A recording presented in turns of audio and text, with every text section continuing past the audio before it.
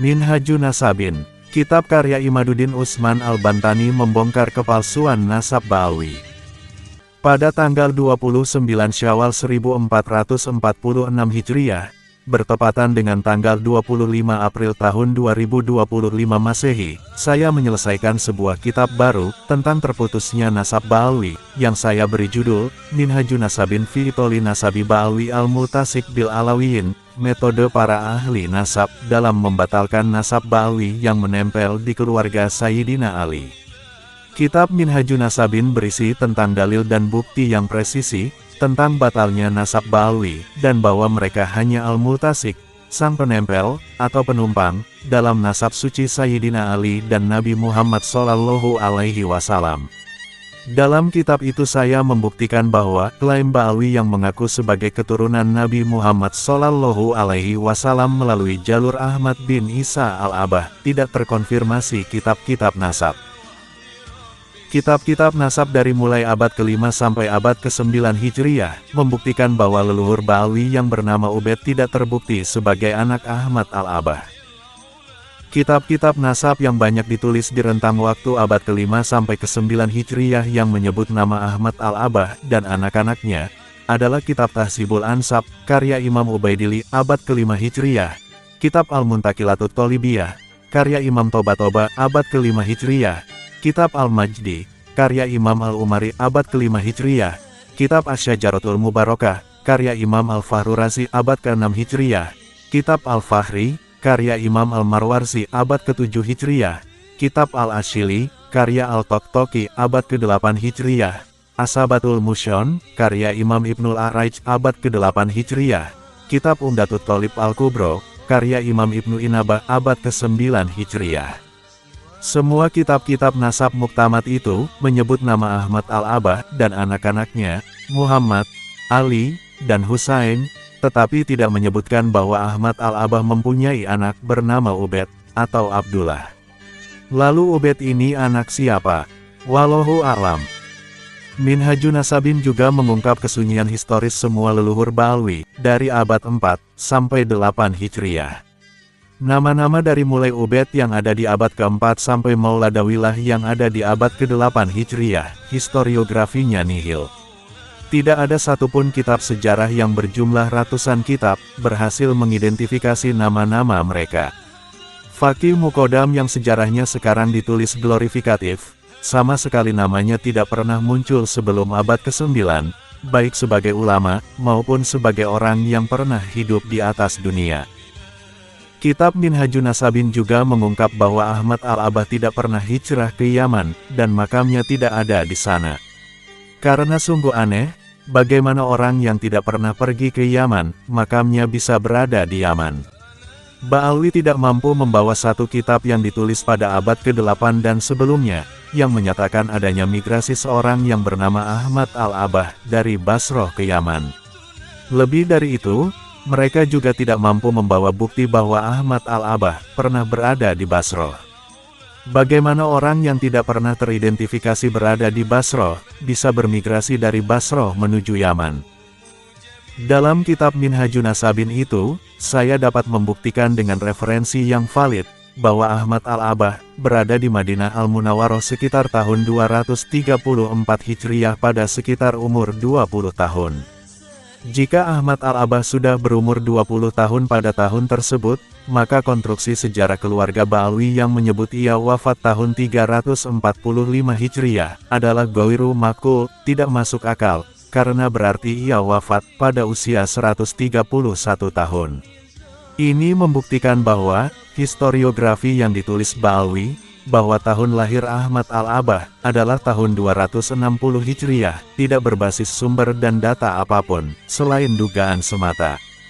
Kerancuan tahun lahir Ahmad bin Isa kemudian berkonsekuensi terhadap kerancuan tahun-tahun lahir dan wafat nama leluhur Ba'alwi lainnya.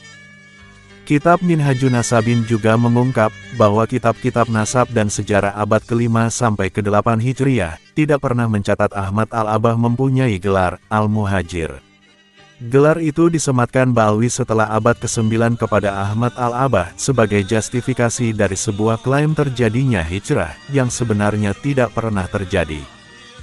Sudah 37 bulan berjalan polemik nasab, kaum Ba'alwi tidak dapat mendatangkan satu kitab sebelum abad ke-9 Hijriyah pun yang menyebutkan bahwa Ahmad bin Isa Al-Abah bergelar Al-Muhajir, sebagaimana mereka juga tidak dapat membawa satu kitab nasab sebelum abad ke-9 yang menyebutkan bahwa Ahmad Al-Abah mempunyai anak bernama Ubed.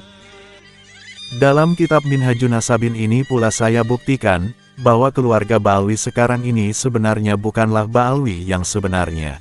Maksudnya adalah bahwa nama Ba'alwi awalnya milik nama sebuah keluarga ulama di Yaman yang sejarahnya dimuat dalam sebuah kitab sejarah Yaman bernama Kitab Al-Suluk, karya Al-Janadi, wafat 732 Hijriyah.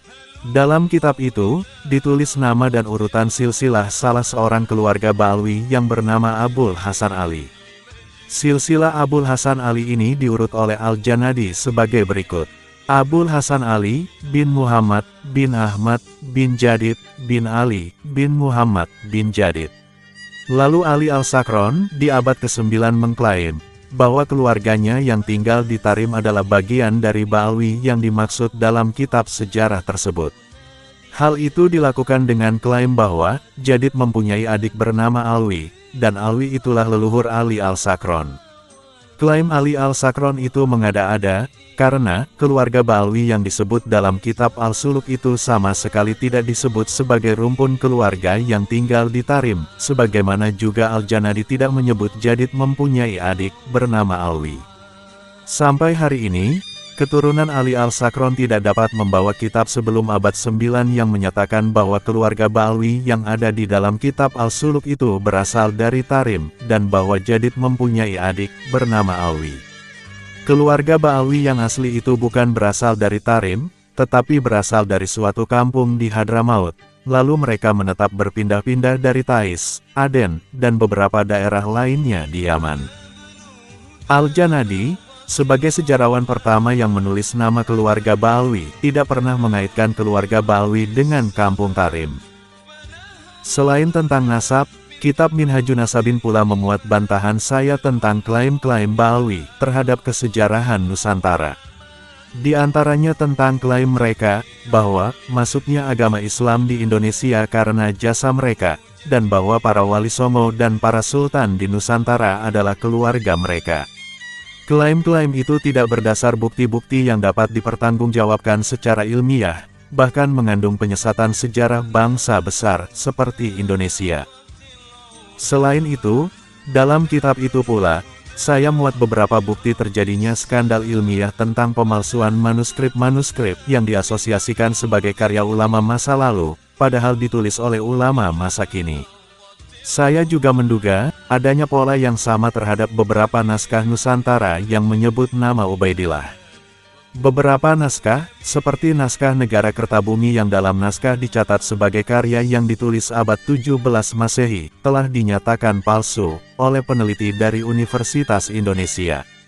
Setelah manuskrip itu diteliti, jenis kertas yang dipakai adalah jenis kertas Manila yang diproduksi tahun 1960-an.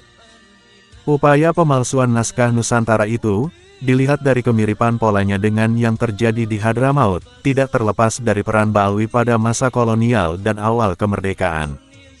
Saya menduga, naskah-naskah Nusantara yang memuat nama Ubaidillah itu dipabrikasi pada awal kemerdekaan, terkait dengan upaya pemuatan kitab Ba'alwi yang ditulis sebelumnya, dan untuk justifikasi diterimanya mereka sebagai warga negara Indonesia.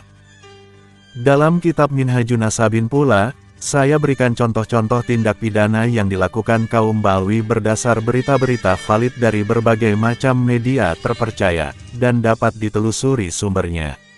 Hal tersebut dilakukan untuk menambah kuatnya hujah keterputusan nasab mereka, dilihat dari perspektif pendapat-pendapat ulama yang menyatakan adanya keistimewaan garis keturunan Nabi Muhammad SAW, yaitu terhindarnya mereka dari beberapa jenis perbuatan dosa, seperti berzina, sodomi, dan murtad.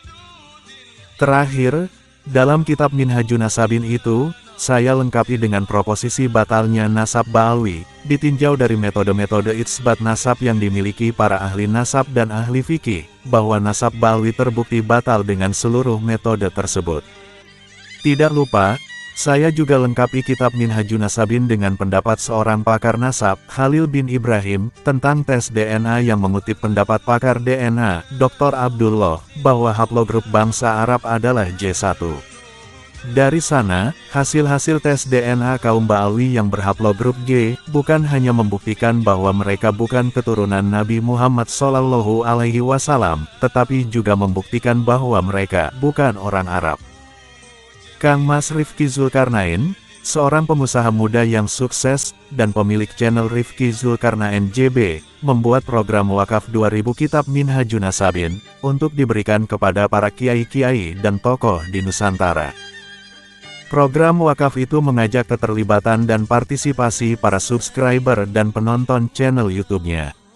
Program itu disambut baik netizen, dan hanya dalam waktu 4 minggu telah berhasil mengirim 1214 kitab Minhajun Nasabin ke kiai dan tokoh di Papua, Maluku, Sulawesi, Kalimantan, Sumatera, Jawa, Bali dan Nusa Tenggara. Kitab itu bukan hanya dikirim kepada para kiai dan tokoh Nusantara, tetapi juga sengaja dikirim kepada para pendukung Ba'alwi, dengan harapan mereka akan dapat membaca kronologi batalnya nasab Ba'alwi secara ilmiah, bukan hanya berbasis husnuzon seperti yang selama ini mereka lakukan. Selain itu, jika mereka menganggap dalil-dalil kitab itu tidak kuat, mereka dapat membuat sanggahan secara ilmiah pula, jika mampu. Penulis, Imaduddin Usman Al-Bantani.